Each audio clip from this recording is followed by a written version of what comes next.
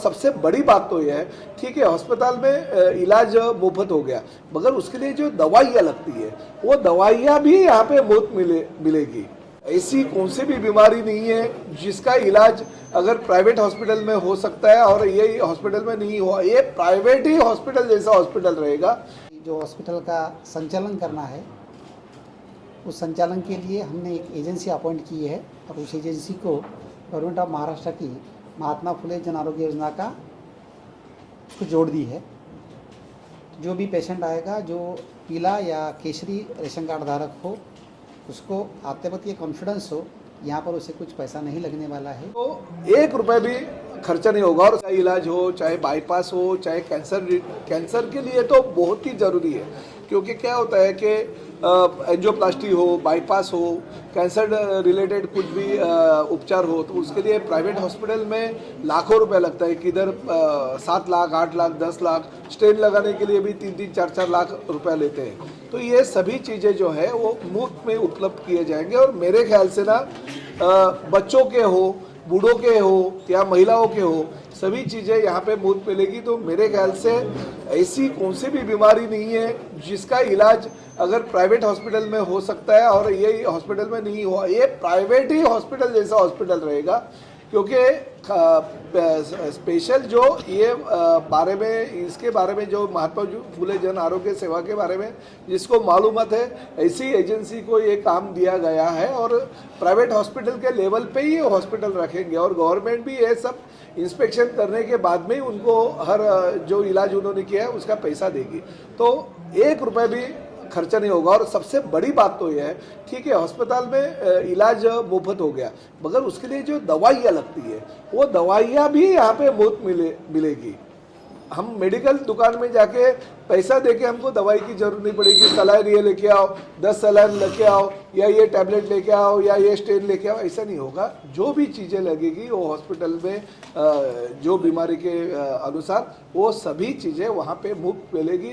यानी गरीब से गरीब आदमी, फेरी वाला से लेके जो भी येलो रेशन कार्ड और ऑरेंज रेशन कार्ड जिसके पास होगा वो सब इस योजना का लाभ लेने के लिए पात्र होगा। मैं माननीय मुख्यमंत्री श्री एकनाथ शिंदे साहब का दिल से धन्यवाद देता हूं कि उनके आदेश के ऊपर, जैसे ठाणा में किशन नगर में गंगूबाई शिंदे अस्पताल का निर्माण उन्होंने किया, उस अस्पताल में 1 रुपया भी खर्चा किए बगैर सभी सुविधाएं वो हॉस्पिटल के माध्यम से जो महात्मा फुले जन आरोग्य सेवा है उसके माध्यम से मिलते हैं। येलो रेशन कार्ड और ऑरेंज रेशन कार्ड धारक जो भी इस देश का रहिवासी हो, उनको सभी को ये सुविधाएं मुफ्त स्वरूप पे देने का जो मुख्यमंत्री एकनाथ शिंदे साहब का विचार था, वो विचार लेके मैंने मीरा भाईंदर शहर के माननीय आयुक्त श्री संजय काटकर जी से विनती की थी कि मीरा भाईंदर शहर में मेरे कॉन्स्टिट्यूंसी में एक आरोग्य केंद्र बन रहा है। उस आरोग्य केंद्र में अगर ठाणे के धरती पे अगर हम ये अस्पताल चालू करते हैं तो मीरा भाईंदर शहर के जनता को ज़्यादा से ज़्यादा उसका फ़ायदा होगा।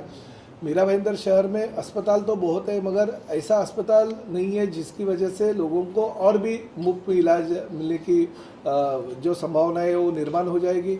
हिंदू हृदय सम्राट आदरणीय बाला साहब ठाकरे जी का जन्मदिन 23 जनवरी को है और उस जन्मदिन के अवसर पर मुख्यमंत्री महोदय के हाथों से ये जो स्वर्गीय इंदिराबाई बाबूराव सरनाईक अस्पताल है उसका लोकार्पण हम कर रहे हैं। यहाँ पे बहुत सारे इलाज जो है मुफ्त मिल जाएंगे, साथ ही में जो दवाइयाँ है वो भी मुफ्त लोगों को मिल जाएगी कि उसकी वजह से गरीब आदमी भी अगर रेशन कार्ड लेके या कुछ भी अपनी आधार कार्ड लेके वहाँ पे पहुँच जाएगा तो उनको सभी बीमारियों का इलाज मुफ्त में हो जाएगा। मेडिकल जो दवाई है वो भी फ्री में मिल जाएगी। तो ठाणा में पहली बार और मीरा भाईंदर शहर में दूसरी बार ये अस्पताल का निर्माण हम कर रहे हैं। मैं संजय काटकर जी का बहुत दिल से धन्यवाद देता हूं कि 4 महीने ही उनको हो गए इस महानगर पालिका के आयुक्त होने के नाते, मगर जो आरोग्य सुविधाएं लोगों को जल्दी से जल्दी देने की कोशिश मुख्यमंत्री और हमारे सरकार की है, उन्होंने पूरी की पूरी पार कर दी है। 1 रुपया भी महानगर पालिका खर्चा किए बगैर राज्य शासन के माध्यम से जो 25 करोड़ रुपए का निधि मिला है उसमें से कुछ निधि लेके हम ये अस्पताल चालू कर रहे हैं। और मुझे खुशी इस बात की है कि मीरा भाईंदर शहर की जनता को मेरे कॉन्स्टिट्यूंसी में एक अस्पताल मैंने लोकार्पण कर रहे हैं। खास अभी नहीं है, कुछ बातें तो हवा में भी होती है, मगर ये लोकार्पण करके हम लोगों को ये सुविधाएं देने की कोशिश कर रहे हैं। दूसरा अस्पताल भी भूमि पूजन माननीय मुख्यमंत्री जी ने किया है, उसका काम भी जल्दी से जल्दी शुरू होके वो अस्पताल भी इसी माध्यम से हम अगर गरीबों की सेवा में दे दे तो बहुत ही अच्छा होगा। उसके लिए कंसल्टेंट की अपॉइंटमेंट भी हम लोग कर रहे हैं।